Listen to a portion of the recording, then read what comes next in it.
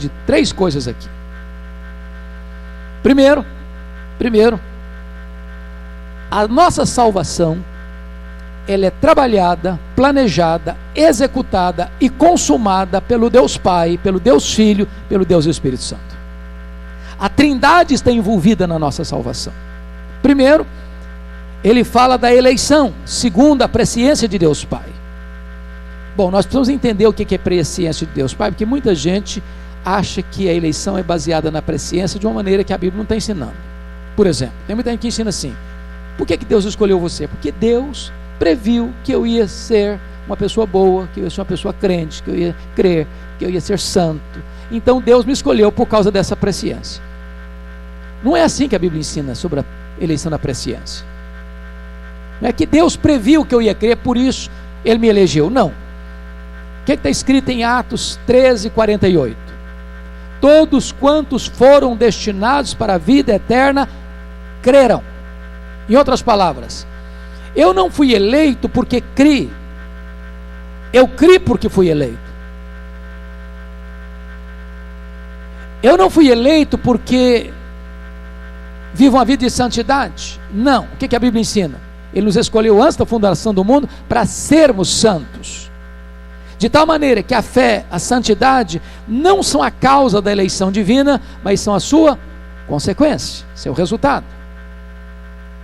Mas agora Pedro vai nos informar que dentro do plano eterno de Deus da nossa salvação, primeiro o Pai escolhe. Escolheu quando? Antes da fundação do mundo. Com que critério? Ele nos escolheu.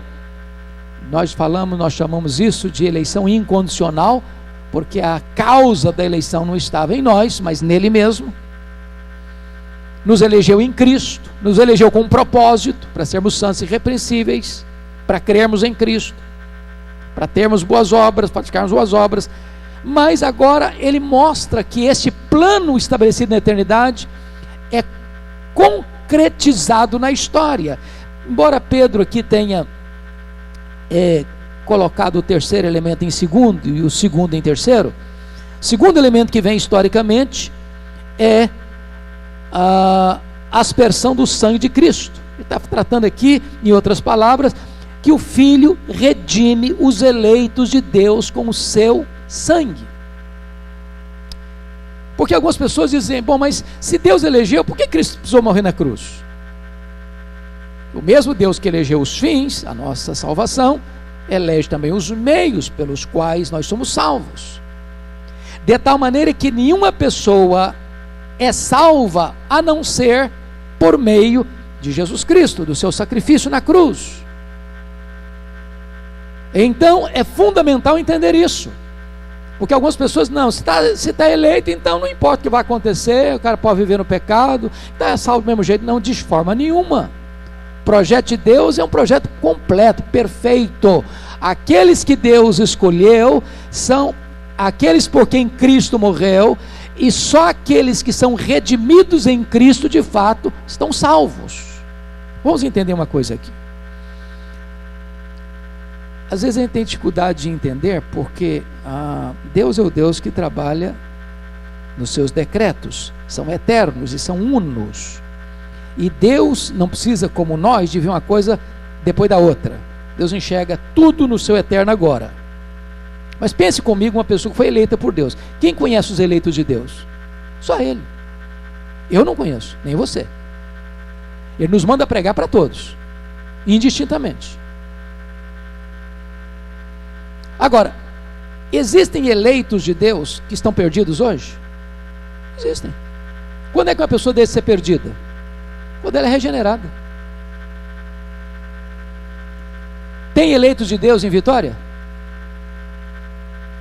O que Paulo disse? O que Deus disse para Paulo lá em Corinto? Fala e não te cales, porque eu tenho muito povo, muita gente nessa cidade. Essas pessoas estão perdidas ainda. Elas são escolhidas por Deus, mas elas precisam fazer o quê? Ouvir o Evangelho. Elas precisam ouvir o Evangelho. Jesus Cristo diz: as minhas ovelhas ouvem a minha voz, me seguem. Aos que Deus predestinou, esse Deus também chamou. Então é preciso que essas pessoas que foram escolhidas por Deus ouçam o Evangelho, creiam no Senhor Jesus, sejam redimidas no sangue de Jesus, para que aquele planejamento que foi planejado por Deus, decretado por Deus lá na eternidade, se consume historicamente no momento que a pessoa se arrepende e crê, quando ela é regenerada. Mas notem vocês que Pedro ainda trata que a salvação passa não só pela eleição de Deus, pela redenção do sangue de Cristo, mas também pela santificação do Espírito. Ou seja, como é que eu sei que eu fui eleito por Deus e redimido por Cristo? A evidência da eleição e da redenção é o quê? A santificação. Uma pessoa que está vivendo a vida desregrada, via de regra, notinha de rodapé. É muito comum você ver hoje muitos pregadores combatendo as doutrinas reformadas, calvinistas, e dizendo que a gente ensina as coisas que a gente não ensina. Via de regra, o que as pessoas rejeitam não é o calvinismo, é o falso calvinismo. Porque as pessoas estão pregando que então a pessoa que está eleita pode viver de qualquer jeito, está salva a si mesmo. A pessoa que crê em Jesus pode viver de qualquer jeito, está salva a si mesmo. Não é isso que a Bíblia ensina. O que a Bíblia ensina é que Deus escolhe na eternidade que a pessoa crê em Jesus é redimida no seu sangue, mas quem foi escolhido e quem crê em Jesus Cristo redimido pelo seu sangue é feito isso para viver uma vida de santidade. Se a pessoa não está vivendo uma vida de santidade, ela está provando outra coisa, que ela não foi nem escolhida nem redimida. Então isso que nós chamamos de calvinismo, doutrina reformada. As pessoas rejeitam outra coisa, não o que está aqui na Bíblia. É que o Deus que elege é o Deus que redime, o Deus que redime é o Deus que santifica. Bom, depois que então Pedro trata deste plano eterno de Deus, é que ele vai fazer a sua saudação. Como é que ele saúda aqueles irmãos? Ele diz assim: graça e paz vos sejam o quê? Multiplicadas. O que é graça, o que é paz? Eu diria para você que graça é a raiz, paz é o fruto. Não tem paz sem graça. E onde tem graça, tem paz. Ou seja, ninguém pode ter paz sem passar pela graça, porque está falando de paz com Deus. Ninguém pode ter reconciliação com Deus, para ter paz com Deus, a não ser que tenha sido alvo da graça. Pela graça sois salvos mediante a fé. Então ele está falando tanto da causa da salvação, que é a graça, como da consequência da salvação, que é a paz. Tanto da raiz quanto do fruto. Pois bem, avancemos um pouco agora e vamos falar da fonte da salvação no verso 3. E ele começa com uma doxologia. Ele começa exaltando a Deus.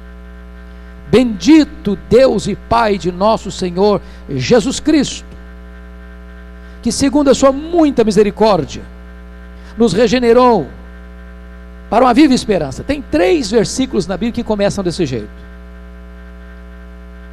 Tem 2 Coríntios capítulo 1 versículo 3, tem Efésios capítulo 1 versículo 3, tem 1 de Pedro capítulo 1 versículo 3. Então tudo 1, 3, 1, 3, 1, 3. 2 Coríntios, Efésios, 1 de Pedro. E ele começa glorificando a Deus, o Pai de nosso Senhor Jesus Cristo, que segundo a sua muita misericórdia nos regenerou. Preste atenção nisso. A regeneração não é resultado de Deus ter olhado para você e diz: como essa pessoa é maravilhosa, que pessoa boa, que pessoa digna, que pessoa virtuosa, que pessoa merecedora.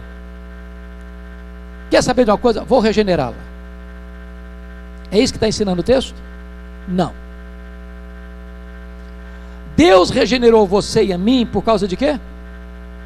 Por causa da sua muita misericórdia.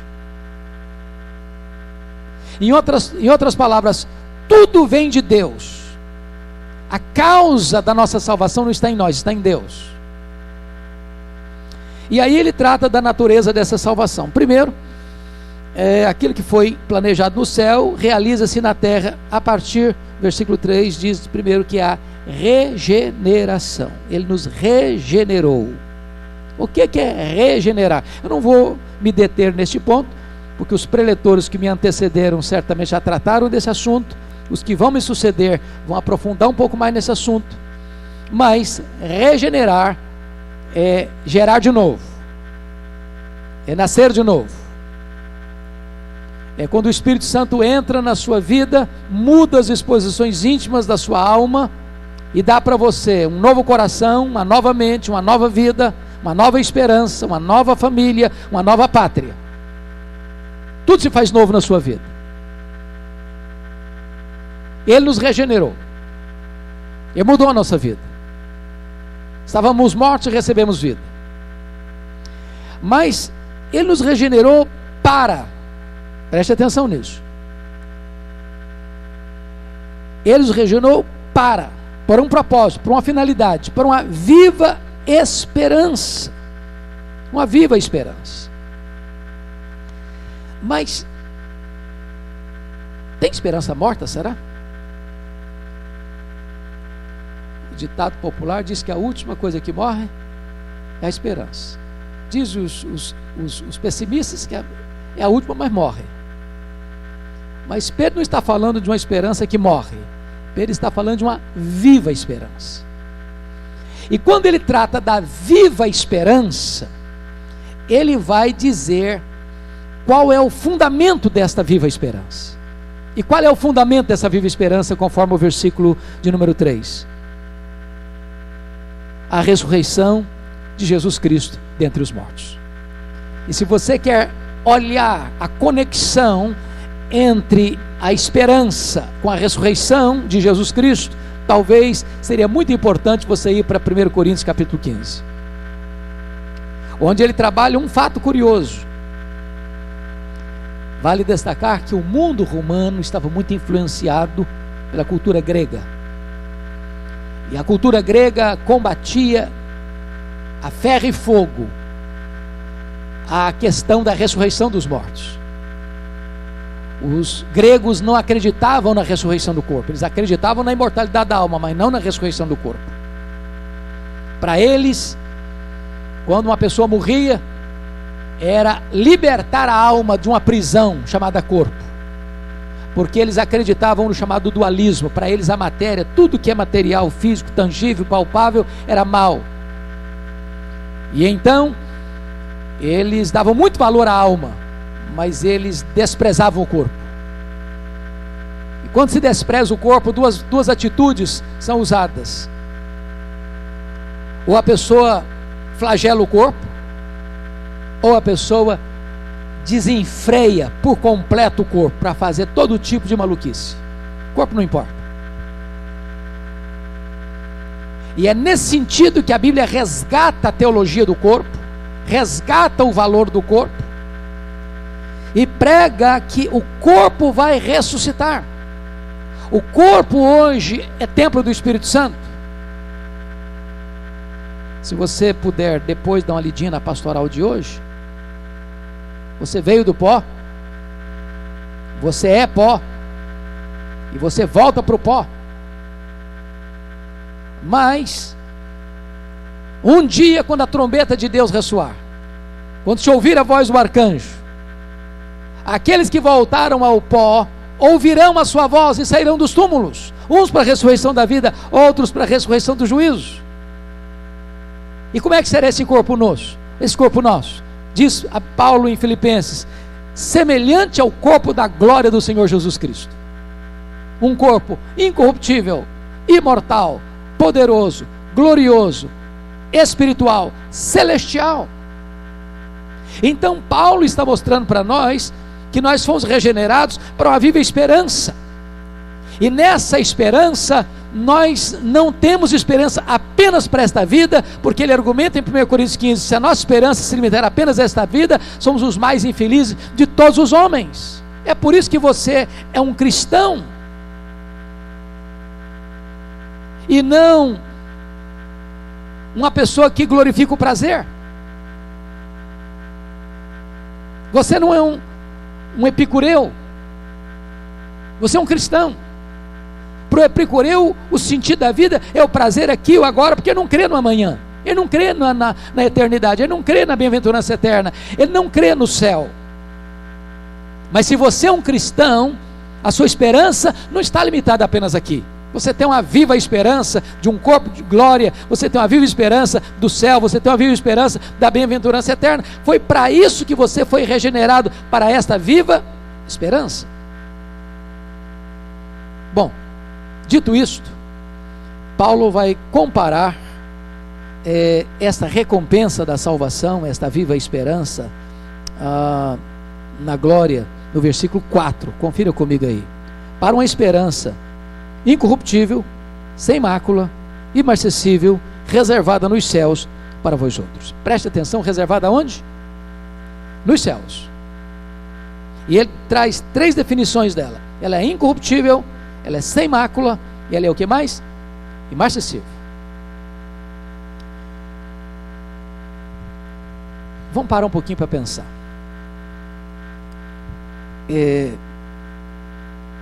Quando você entende isso cura você dos complexos, sentir para baixo.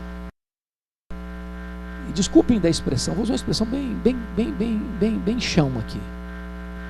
Tem muito crente, irmãos, que ao ler, pasmem vocês, mas tem crente que ainda lê caras. Tem crente que lê caras. Os mais sofisticados leem Forbes. Aí esses crentes ficam assim, e a expressão chão que eu vou dizer é essa, uma espécie de dor de cotovelo. Que vê esses caras assim, muito ricos, suas mansões, seus iates, seus jatinhos particulares. E ele crente mesmo, passando uma magrela, dificuldade de pagar as contas. Pagar o plano de saúde então é uma ginástica. E o cara que não é crente, que desanda a boca a falar de Deus, blasfema, está aí vivendo um vidão. Só vai em restaurante que custa 500 pau o prato. E você, lá no quilo, medindo, se põe mais 10 gramas ou 100 gramas a mais, se botar mais 100 não dá para pagar.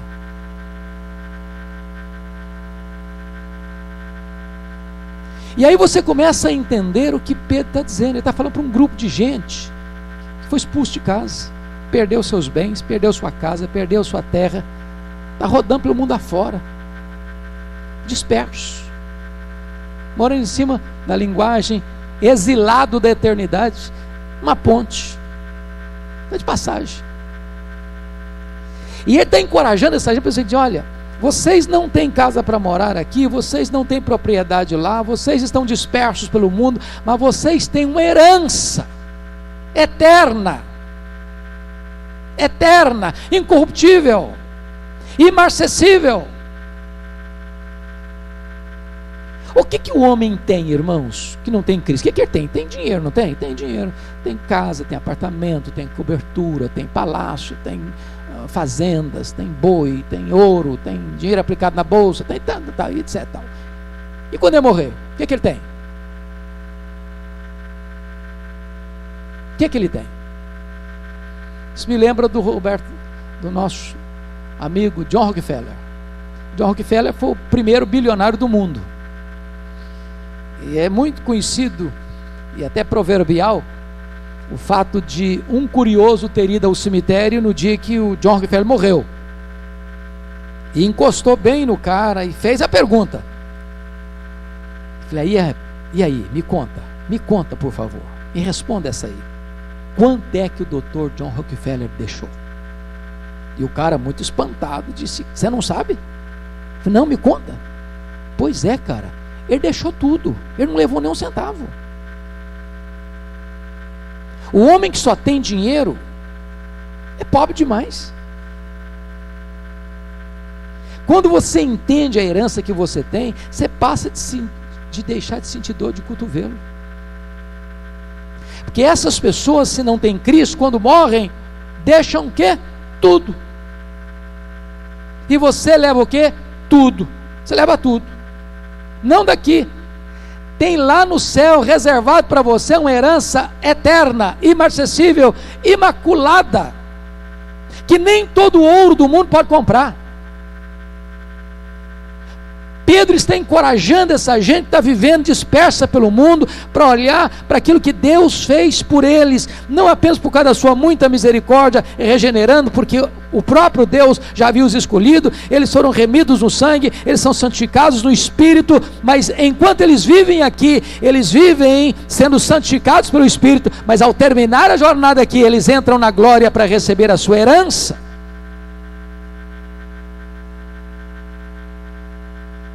E a palavra está escrita aqui, é reservada nos céus.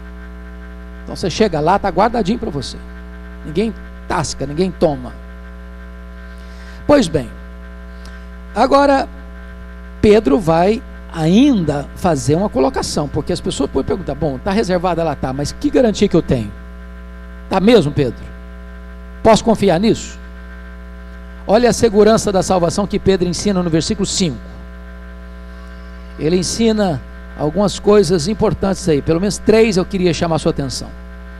Primeiro é que a segurança da salvação é garantida pelo próprio Deus, que sois guardados pelo poder de Deus. Meus amados irmãos, quem é guardado aí? Quem é guardado aí? O próprio crente salvo. Então preste atenção nisso, a sua perseverança dos santos, a sua segurança de salvação não está na sua mão. É por isso que tem tanta gente que sofre tanto, irmãos, por deficiência doutrinária. Não é porque não é crente, vai para o céu, foi regenerado, foi remido do sangue, está sendo santificado pelo Espírito, mas ele acha que se eu cometer um errinho hoje, já perdi a salvação, aí entra em pânico. Aí se arrepende, confessa, bom, voltei a ganhar a salvação. Aí amanhã faz uma coisinha de novo, perdi de novo a salvação. Aí está salvo de manhã, está perdido de noite. Aí no outro dia está salvo outra vez, no outro dia está perdido outra vez. E é um desespero, não acorda bamba. O que Pedro está dizendo é que é o próprio Deus quem segura você.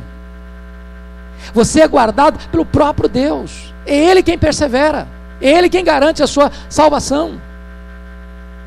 Foi Jesus quem disse, as minhas ovelhas ouvem a minha voz, elas me atendem, eu dou a elas a vida eterna, e ninguém as arrebatará das minhas mãos. É o que Paulo ensinou em Romanos.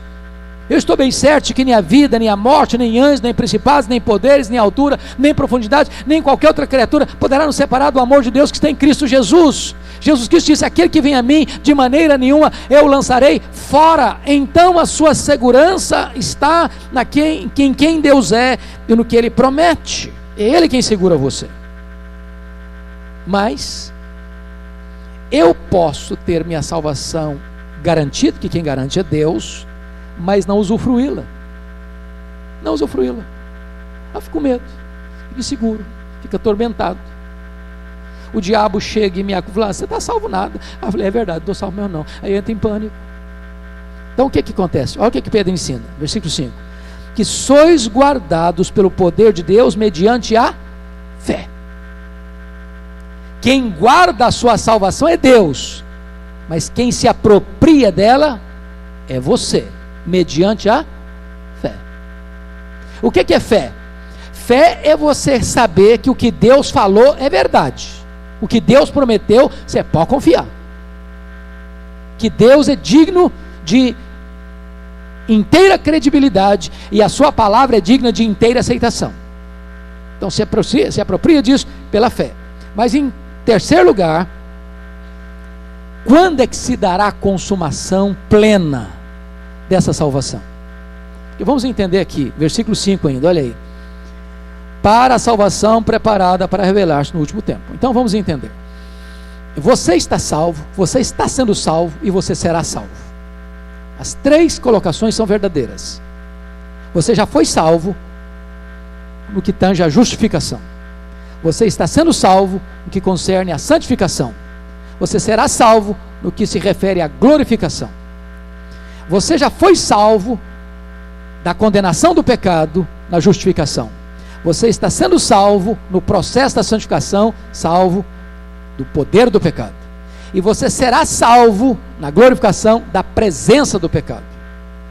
Hoje, você e eu estamos salvos, mas somos pecadores ainda. O pecado ainda está em nós. Na glorificação, não vai ter mais o quê? Não só não tem condenação, não só não tem poder do pecado, mas não tem o que mais? Presença do pecado. É aí que nós estaremos com um corpo novo, um corpo de glória, na presença do Senhor. Então, essa salvação, que começa na eleição, que passa pela redenção, pela regeneração, pela santificação do Espírito, vai ser e está garantida por Deus, e você toma posse pela fé, você então vai tomar posse disso de forma plena, definitiva, quando Jesus voltar, na glorificação. Então Pedro vai dar um outro passo,